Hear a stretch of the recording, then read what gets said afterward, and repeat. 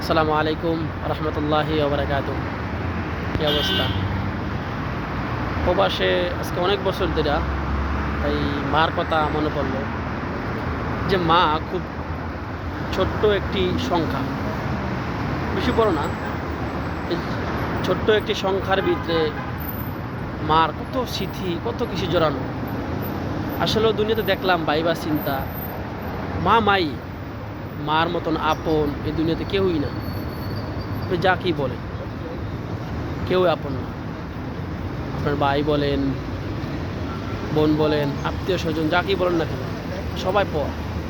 মাই, মাকে যত কষ্ট দেন না কেন, যত দুঃখ দেন না কেন, আপনি যত যাই করেন না কেন, মাই। মারা একটু বোকা, মারা একটু কম চালাক, মারা একটু সিধা টাইপের, মারা এমনই। তারপর দিন শেষে মাই। মার সাথে কারো তুলনা হয় না।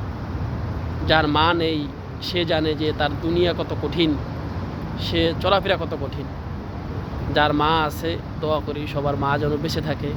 আর আলহামদুলিল্লাহ আমার আম্মা এখনও দুনিয়াতে বেঁচে আছে। সবাই আমার আম্মার জন্য দোয়া করবেন যেন অনেক বছর বেঁচে থাকে। এটাই। সব ভালো থাকবেন। যার যার মা আছে মার কেয়ার করবেন, মাকে ভালোবাসবেন। এটাই। আসসালামু আলাইকুম রহমতুল্লাহি ওয়া বারাকাতুহু।